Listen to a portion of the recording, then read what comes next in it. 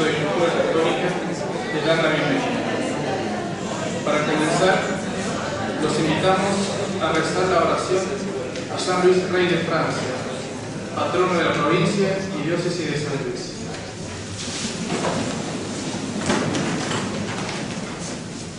En el nombre del Padre, del Hijo, del Espíritu Santo. Amén. Patrono de la diócesis y provincia de San Luis, y el intérprete que ejecutó las enseñanzas cristianas, recibida de tu Santa Madre, Blanca de Castilla, y cristiana de recabada en la presencia real de Cristo, en la Eucaristía y en la luminosa convención de su redención liberadora. Ejemplar de prófugo para la juventud, en la virtud de la pureza, y para padres y esposos, en la virtud de doméstica del hogar, gobernante justo y defensor valiente de la patria y de la Iglesia, solícito servidor necesitado en el ejercicio de la caridad cristiana y logrando el cuidador de los bienes de la tierra. Interceder por tus hijos y peregrinos, la fe que se apoya en Dios, para luchar con valentía contra las manifestaciones del mal y ser testigos fieles de Cristo, Maestro y Salvador. La constancia en la práctica de las virtudes cristianas, la esperanza en los bienes que no parecen y en la nación obediente del Padre, la caridad ardiente a Cristo Jesús y el amor solícito en el Espíritu al servicio de nuestros hermanos. Amén. En el día de hoy contamos con la presencia del doctor Alberto Caturelli. El doctor Alberto Caturelli es doctor en filosofía por la Universidad de Córdoba. En la histórica Casa de Trefo cumplió una larga carrera docente como profesor entre los años 1953 y 1993. Es investigador superior del CONICET, a cuya vida institucional estuvo ligado muchos años.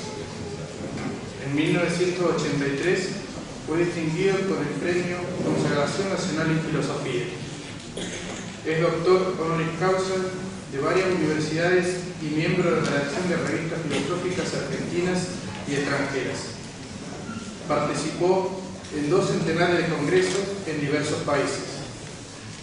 En la Argentina organizó el primer Congreso Mundial de Filosofía Cristiana en 1979 y los Congresos Católicos Argentinos de Filosofía en 1981 y 1999. Es miembro de una veintena de sociedades y academias. Ha publicado 34 volúmenes y alrededor de medio millar de artículos. Su obra se caracteriza por desarrollarse en 2 planos. Uno especulativo, en el cual expone su pensamiento teórico, y otro de investigación histórica, especialmente orientado a la reconstrucción del pensamiento nacional.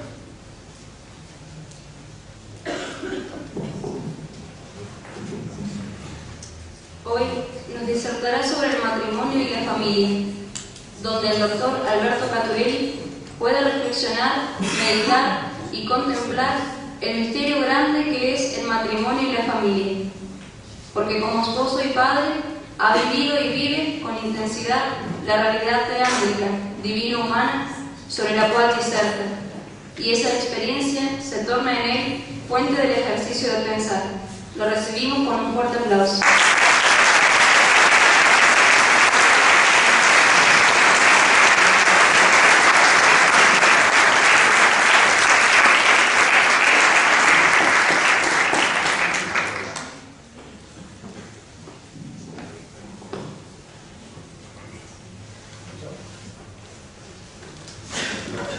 Señor obispo de San Luis, queridos padres y mis queridos amigos, este tema me gustaría comenzar recordándoles algo que ustedes ya lo saben. Cuando leen las epístolas de San Pablo, fíjense ustedes cómo San Pablo envía saludos.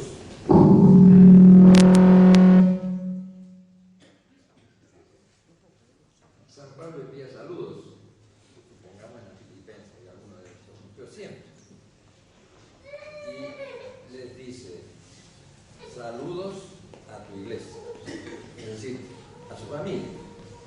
tu iglesia.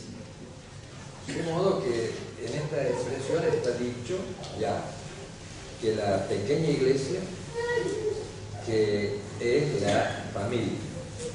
Pero ¿por qué empiezo por aquí? Y no por el orden natural como está planeado quizá en mi libro. Por una razón muy importante para mí. Porque eso significa que San Pablo, cuando le llama a la pequeña iglesia, a la familia, está suponiendo la realidad natural de la familia, transfigurada por la fe. Por lo tanto, hay aquí una relación que para la Iglesia Católica es esencial entre la gracia y la naturaleza. La gracia cura, salva, transfigura la naturaleza.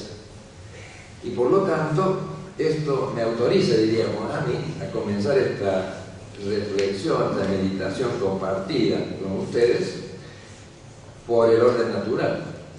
Pero enseguida veremos cómo es como infinitamente elevada luego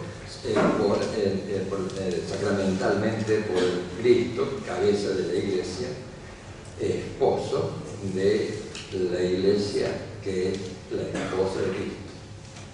Pero volvamos a foca cero, no sabemos nada. Y sin embargo, yo recuerdo ahora que San Agustín, de quien me apoyo a veces en algunos textos esenciales, me va a ayudar para comprender por qué el hombre es varón, y será siempre así. Por lo tanto, yo recuerdo el libro 19 del Civitate Dei, dice San Agustín: sé que soy, amo ser. Es decir, yo tengo conciencia de ser, soy.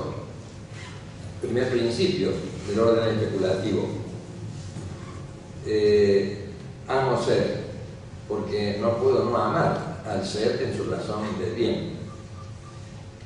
Pero hay algo más todavía. En los soliloquios, y creo que en de órdenes también, hace una pregunta que parece de la filosofía contemporánea, cuando pregunta al discípulo: ¿sabes que tienes cuerpo?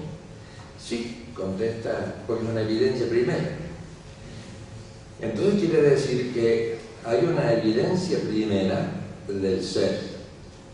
Yo recuerdo aquel médico materialista que me dijo que no aceptaba sino lo que podía pesar y medir en el laboratorio, y que por lo tanto para él el alma y sus potencias no existían.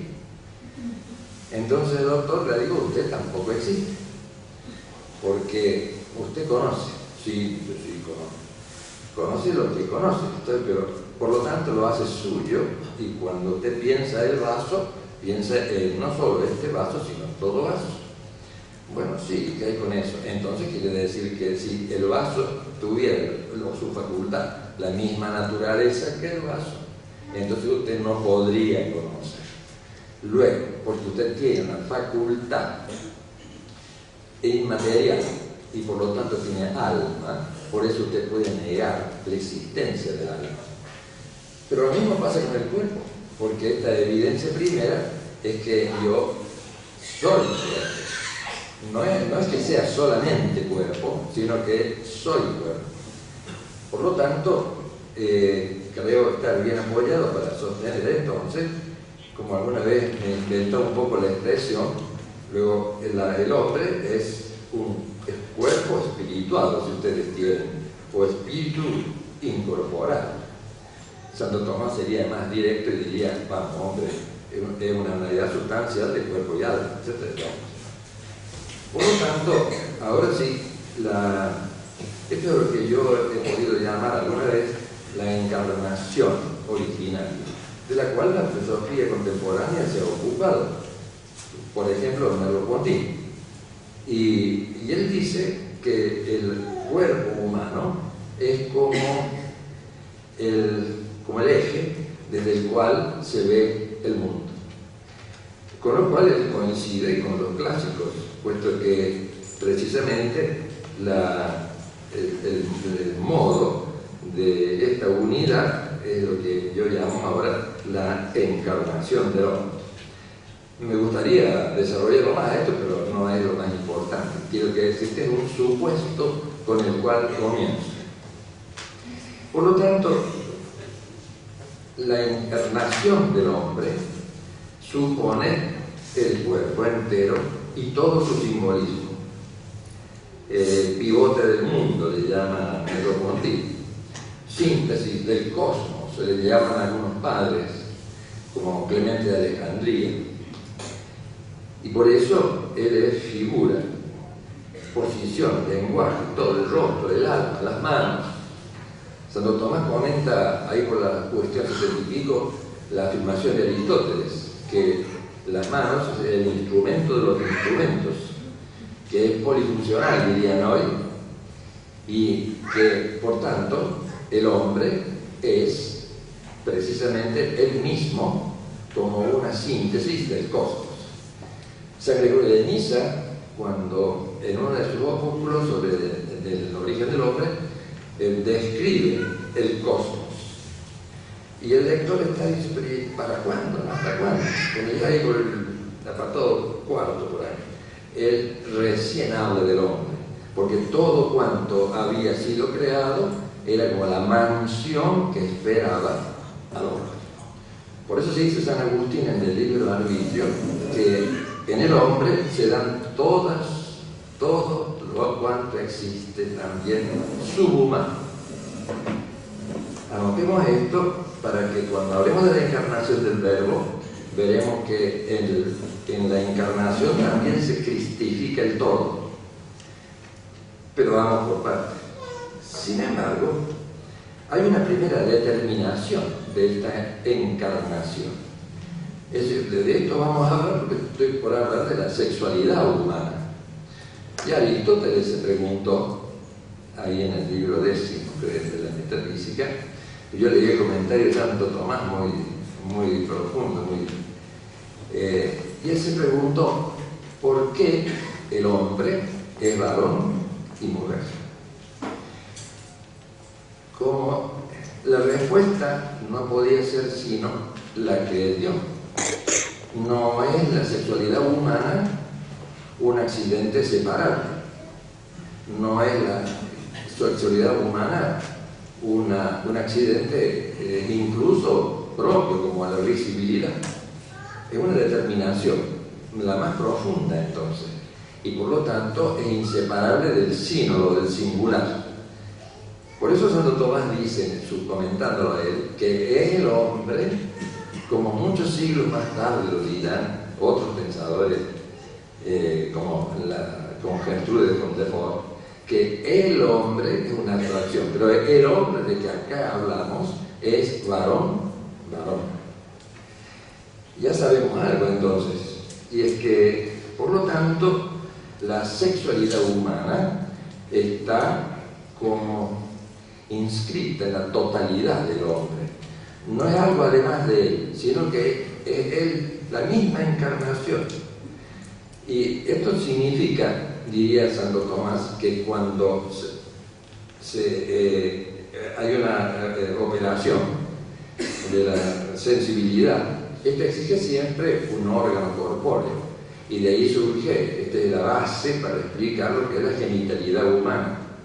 Lo grave, como hace Marcuse en nuestro tiempo, es la separación de la sexualidad humana que implica toda la persona de la genitalidad humana, del eros. Por eso él dice en su libro, eros, y civilización, que hay que erotizar todo. Por lo tanto es el antiamor. Ya desde el principio nos damos cuenta que la unión sexual, de que hablaremos después, implica la donación del todo de la persona humana, y que la sexualidad humana está cargada de una cierta sacralidad.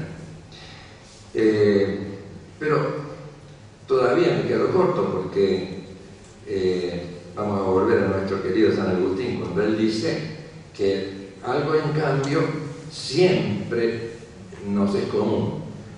Un sinnúmero de cosas no nos son comunes, pero hay algo que nos es común, que es la verdad o el ser. En ese sentido, entonces, yo puedo decir que yo sé que soy, como dice él en el libro 19 de Visibilidad de él, soy. Por lo tanto, yo puedo afirmar que soy comunicación conmigo mismo. Yo tengo conciencia de mí mismo, pero también mi prójimo tiene conciencia de sí, y por lo tanto yo puedo afirmar entonces que la realidad del tú, que puede a su vez, tanto uno como otro, reconocer que yo, el ser, el acto de existir, solo lo tengo. Yo tengo el acto de existir, es gratuito.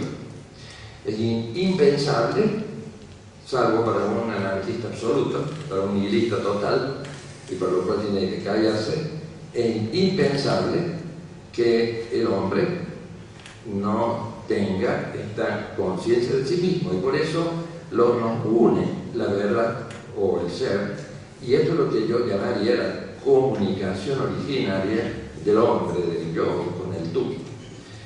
Pero tanto el ser del otro como el propio es participación del acto de ser. Y como dice Santo Tomás en la 44.2, en la suma, la primera parte de la suma, donde él se dispone a hablar de la creación, dice que todo ente que es por participación es creado, es decir, es producido, es creado por una causa absoluta. Y la causa absoluta, lo que produce, el efecto, es la totalidad del ser. Por lo tanto, no hay hombre, ahora sí, que tenga, que sea comunicación consigo y contigo, que no lo implique también a Dios. Así que, en el fondo, nosotros siempre tenemos que tener presente esta triple presencia: yo, tú, el tú absoluto. Pero en ese caso, si tengo que afirmar con San Agustín que amo el ser, entonces quiere decir también que yo también soy comunicación amorosa conmigo, contigo y con Dios. Me gustaría desarrollarlo más a esto, pero no, porque quiero hablar de la parte más interesante y teológica del asunto. Porque en ese caso yo tengo que aceptar que hay una tendencia, como ya lo veía Aristóteles, de la unión de varón con mujer. Pero de acuerdo a lo que hemos dicho, se trata aquí de una donación total que solamente se da en un estado existencial, que es lo que nosotros llamamos matrimonio. Es decir, que este estado existencial supone la entrega total. Y por eso, y esto es una verdad natural. Ahora, este proceso supone un asentimiento primero. El padre de Bojor, que tuvo el buen humor de transcribir un texto mío donde yo digo, ¿cómo conocí a mi mujer? Y justamente, precisamente, aquí hay una tendencia a esta transfusión yo-tú, absolutamente hablando. Y esto es el matrimonio.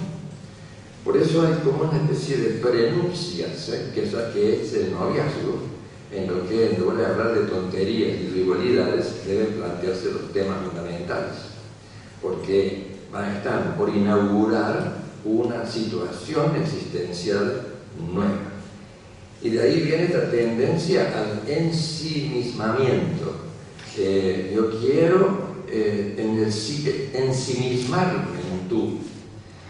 Y de ahí este asentimiento inicial, la unión conyugal. Es que no puede existir amor alguno entre yo y tú, el varón y la varona, sino es para siempre. Yo a mis alumnos les solía decir, muy bien, En el acto amoroso está todo mi pasado, todo mi presente y todo mi futuro. Pero si yo le digo a mi novia, mira, yo te quiero hasta nada más que hasta la Navidad próxima, esta me saque corriendo. Porque o es todo mi ser, todo mi tiempo, o nada. Por lo tanto, esta alianza implica ya, está anunciando la idea bíblica de dos, una sola carne. O sea que esta entrega mutua, que es un acto único, siempre único, y por lo tanto supone un misterio, esto, aunque estoy hablando del plano filosófico, ¿no? Por lo tanto, la constitución natural de la que estoy hablando ahora de la familia implica este don absoluto, esta tendencia a la trascendencia inmediata que es el don mutuo. Pero hay una trascendencia posterior, que es lo que yo llamo el fruto, el amor, los testimonios del amor del yo y el tú en el matrimonio, que son los hijos. Pero esto no basta, porque implica una trascendencia absoluta que es Dios. Por eso, en la unión conyugal no hay dos, tres, porque sin la acción del primer agente, que es Dios, no existiría esta unión. Por lo tanto, yo sé de paso, antes leyendo aquí unas notas mías, no olvidar que esto estamos asistiendo de este modo un poco descriptivo por ahora, nada menos que al nacimiento de la sociedad humana. Por eso la disolución de la familia, desde el punto de vista natural, es la disolución de la sociedad. Es gravísimo, que es lo que está pasando hoy. Bueno, pero dejemos esto, que es para mí una suerte de introducción, porque quiero hablar de otras cosas. Pero si ustedes se fijan, cuando Pedro y Paula, cuando Luis y Josefina contraen matrimonio, asienten. Y este asentir implica la fidelidad. La fidelidad es la castidad conyugal.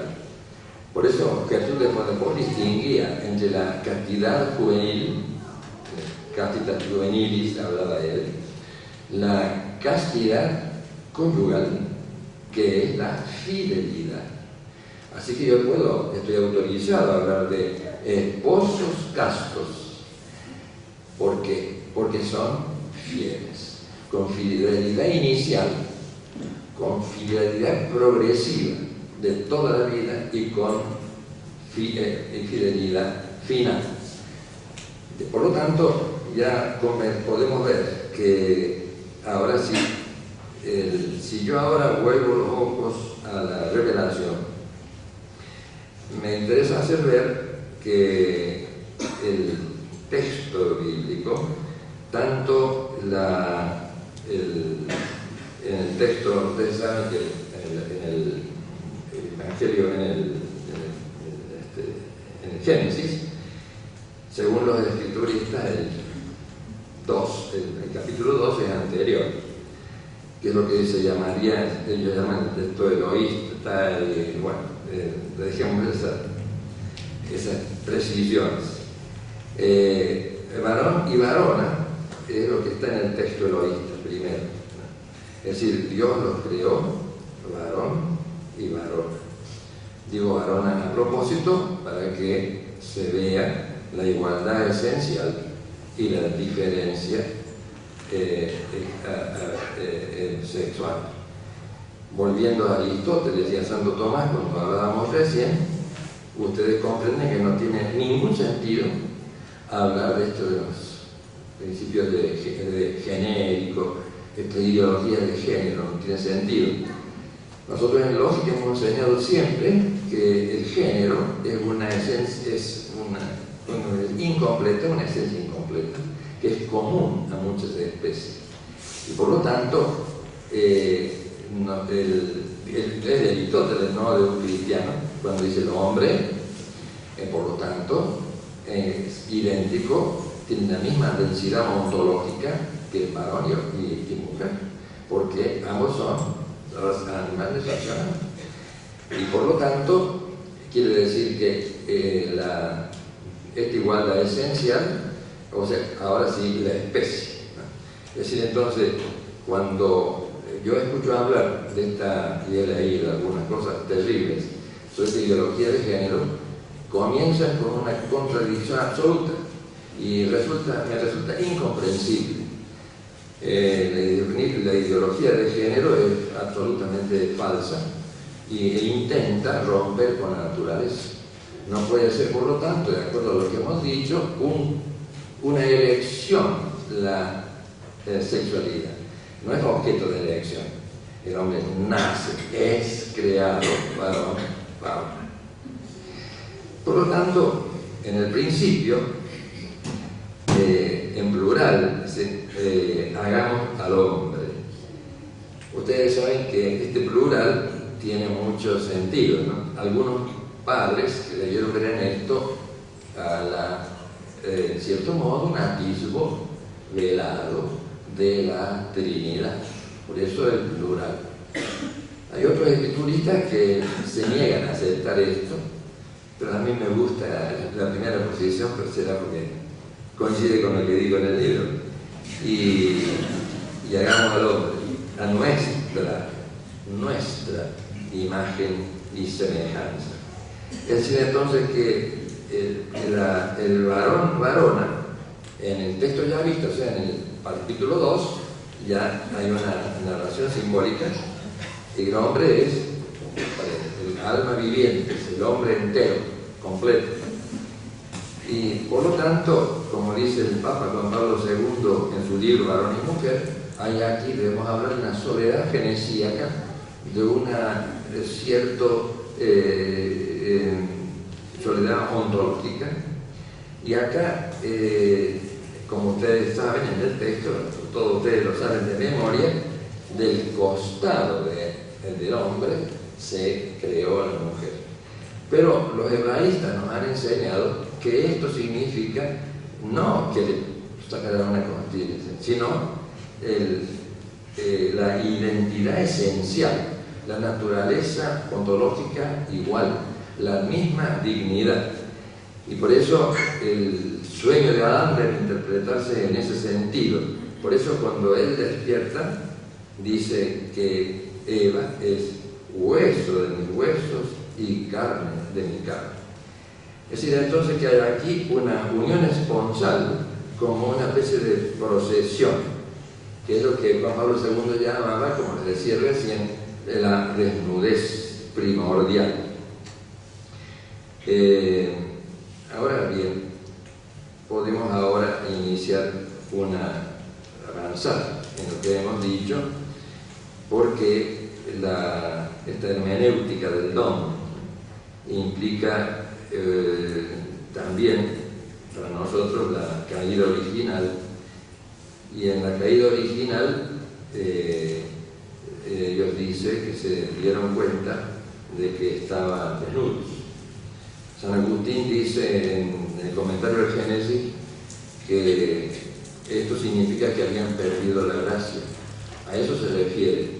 Hay una desnudez originaria a la que no me refiero yo ahora, sino a la desnudez como carencia, pérdida de la gracia. Me escondí, dice, yo me atrevo a hablar hasta de una especie de dolor. Hay un dolor de Yahvé, de Dios creador, ante esta caída del hombre. Y de ahí, en Génesis 3:15, lo que llaman los teólogos el protoevangelio, el Señor promete en la descendencia, detrás de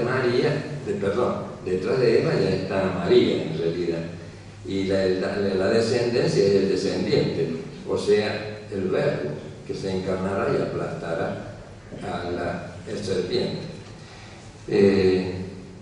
El protoevangelio, por lo tanto, supone ya de algún modo, se nos deja entrever esta relación esponsal que existe entre Dios y la naturaleza humana.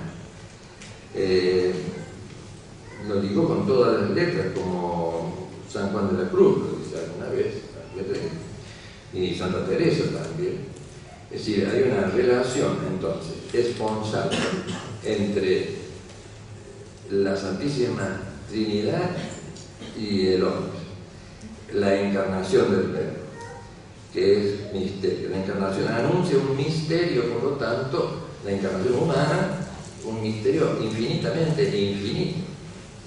Y la encarnación es ya una suerte de misterio esponsal.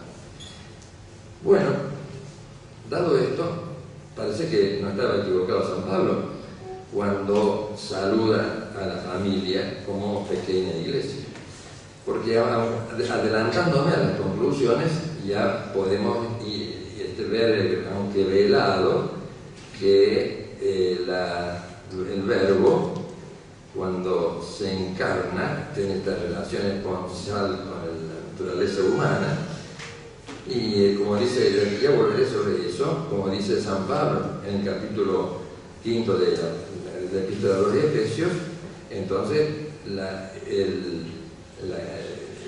cabeza de esta relación esponsal es Cristo, y su cuerpo es la iglesia. Y por eso dice más tarde, en el mismo texto de San Pablo, que esto es un sacramento dignísimo, un sacramento grande.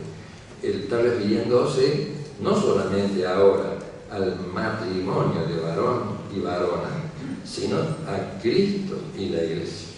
Por eso, amándose uno, los esposos, de algún modo están constituyendo, son sarmientos de la vid que están uniéndose como Cristo quiere. Es decir, entonces, que ya se ve que ellos son sujetos, varón y varona, de la especie de supercreación de que produce el Verbo encarnado. Porque cuando el Verbo se encarnó, todo en cierto modo fue donado de nuevo, se le dio un ser nuevo, fue perdonado. Y en ese sentido se puede hablar de una encarnación como un misterio inicial. Eso lo decía, entre otros, también Gabriel Marcel, pero no daba la causa. Pero nosotros sí lo conocemos de esto. Solamente la naturaleza humana, racional y corpórea, es capaz de alcanzar en cierto modo al mismo Verbo. Y precisamente la naturaleza humana necesitaba ser reparada y salvada de la caída original. Por eso solo la naturaleza humana es asumible. Esto no es mío, es de la tercera parte de la Suma de Santo Tomás. La resonancia que esto tiene es casi infinita, porque lo creado recibe el influjo de la encarnación hasta la última intimidad de su acto de ser, ¿no? El misterio de la encarnación es también la misteriosa consagración del cosmos en el instante de la concepción de María. Ya vamos viendo como en sombras, pero ya con cierta claridad, que entonces el vientre de María, como dirán algunos padres, es como la matriz del hombre nuevo, ¿no? Como la matriz del todo, en cierto modo. Y por eso la unión santa de los esposos es también una nueva consagración del mundo. Bueno, pero hasta este momento yo he eludido algo importante, y es que si bien he hablado del matrimonio un esposo rápido y comprendo que es imperfecto, por lo mismo que es muy rápido, sin embargo quiero hacer notar que preanuncia lo que voy diciendo, porque el amor al prójimo es un preanuncio del amor conyugal. El amor a Dios, que implica el amor de Dios y el amor en Dios, tiene su condición en el tú, el otro sujeto como yo, imagen y semejanza. El Señor, dice, yo lo tomo de Santa Teresa, acude a la interioridad dispuesta, al centro muy interior del hombre, ¿no? Lo más interior, esta especie de hondón del alma de que habla Santa Teresa, el corazón hasta cuyo fondo penetra la palabra tajante, dice San Pablo, como espada de dos filos. El amor al prójimo se distingue del amor a Dios, pero el cristiano, hasta en el hombre más abyecto, ve el rostro del amigo que ha muerto por él. Bueno, pues entonces ahora quiere decir que todo cuanto yo he escrito apenas y rápido sobre el amor humano natural se nos va a cargar de mucho sentido, porque el todo tu próximo, ¿cierto? En todo servimos a Cristo encarnado. Esto nos permite pensar en modalidades diversas del amor al prójimo, que es siempre cristológico y por eso trinitario. Es decir, entonces, que ahora podemos ver a la luz de la fe lo que es el matrimonio cristiano. Y que no solamente no contradice la naturaleza, sino que la transfigura con naturaleza también. O sea que es un estado existencial sobrenatural al que vamos a llamar ahora misterio conyugal. Hay, por tanto, desde este punto de vista cristiano, un descubrimiento, una aceptación del otro y un ensimismamiento. Se preanuncia de algún modo en el primer encuentro y en la aceptación de una gracia como descubrimiento del Verbo encarnado en el otro. Es lo radicalmente nuevo, del nuevo Adán revelándosenos. De ahí que la expresión novio, quería poner este texto a propósito, yo también lo desarrollo en el libro, pero dice novus, de allí viene, ¿no? Aquí está espontáneamente bien utilizado. El noviazgo, cuando es verdadero, confirma que siempre te amé de algún modo, aún antes de haberte conocido. Así como Dios me amó a mí, que me amó a ti desde toda la eternidad, antes de la creación del mundo, así yo te amo también, con una analogía de distancia infinita, que siempre de algún modo te amé antes de haberte conocido. Por lo tanto, así como en el plano natural de asentimiento, cuando dos cristianos, Luis y María, estoy pensando en dos santos de que los voy a hablar, y ya son beatos y eran marido y mujer, cuando ahora se asienten uno al otro, acá es mucho más que el orden natural, pero es el mismo orden natural sobrelevado. El tránsito al estado nuevo, que es como la médula del misterio nupcial, es en ese acto del consentir. A veces hago broma a mis nietos y les digo que cuando a mí el padre me preguntó, ¿acepta la señorita fulana de tal? Como yo tenía vocación filosófica, les digo que si me lo pensara. Y los chicos se ríen igual que ustedes. Digan sí. Este asentimiento, este sí, no se produce aislado. El consentir ese asentimiento en Cristo, como lo simboliza ese Cristo de pie entre ambos.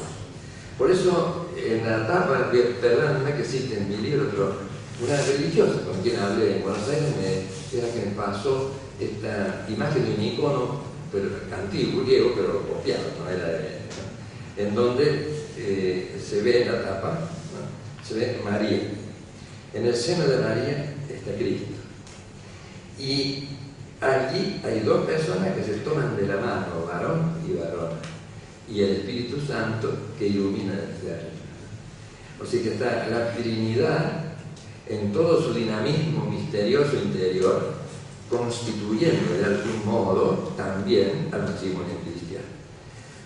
Por eso el amor de los esposos de algún modo participa, con distancia infinita por supuesto, como una analogía infinita del movimiento de circunstanciación de las personas divinas, del Padre, el Hijo y del Espíritu Santo. De modo que ahora este sí también tiene un sentido ya no solo teológico, yo diría que místico también. El asentimiento es pues el cosentir para acrecentar el cuerpo donándose y engendrando nuevos hijos en el Hijo. Quiero hacer una aclaración, que este don de sí, que implica esta unión conyugal, es un acto inicial de libertad sobrenatural. Y este acto supone una gracia, la gracia que aquí llamamos cooperante, porque en cuanto no es solo movido por Dios, sino que nosotros dos, o sea, Luis y María, cooperamos al asentir. Por eso decimos gracia cooperante. Semejante misterio es entonces el matrimonio, pero hay más, porque supuesta esta gracia santificante y las gracias sacramentales, aquella funda y hace posible las gracias especiales o carísimas. Precisamente una de ellas es el matrimonio. Es decir, el movimiento gratuito, operante y cooperante que se manifiesta en el sí quiero, que inaugura un estado nuevo. Eso que yo llamé estado existencial en el plano natural, ahora en un estado nuevo que es el misterio nupcial. Hay una alianza entonces de amor. No olviden ustedes que, absolutamente hablando, la relación de Yahvé con su pueblo es siempre esponsal. Y hay una alianza de amor a la que no siempre, sino que muchas veces el pueblo fue infiel. Algunos teólogos han estudiado esta especie de modelo que toma, figura, que toma el Dios revelante del matrimonio, ¿no? Su relación con el pueblo elegido es también una relación esponsal. Dos, una sola carne. Ahora sí, aún antes de hablar de eso, yo quiero hacerles notar en el plano natural que así como hay un conocimiento abstracto, yo por eso puedo forjar a partir de la imagen sensible de vaso el concepto universal de vaso, que es predicable de todos los vasos del mundo.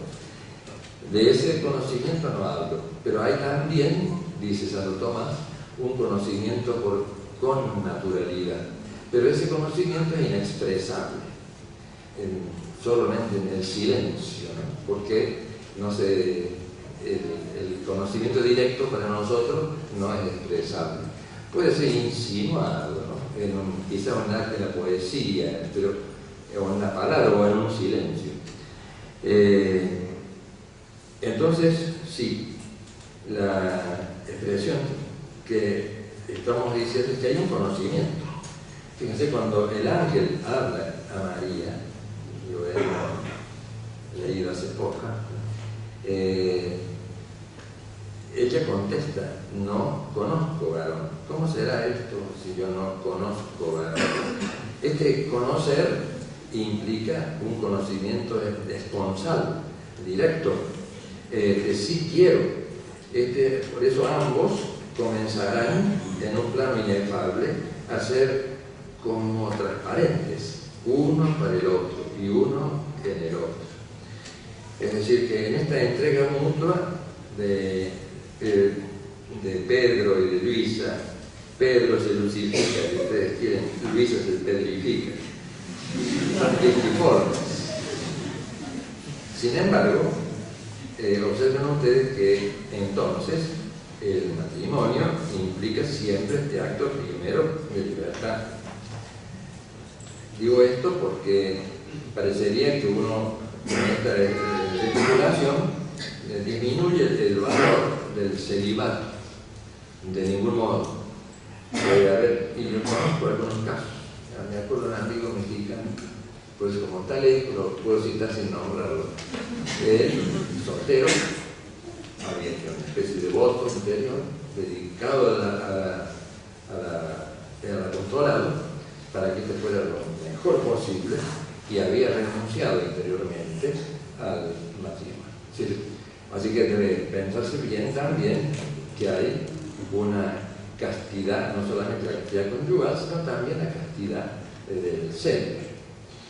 Y como una vez conversaba de estos temas, que no está en el libro, con el padre Alfredo Sáenz, le digo, hay una gran semejanza entre el libro mío, Dos una sola carne, con su libro, In persona Christi, que es el libro sobre el sacerdote.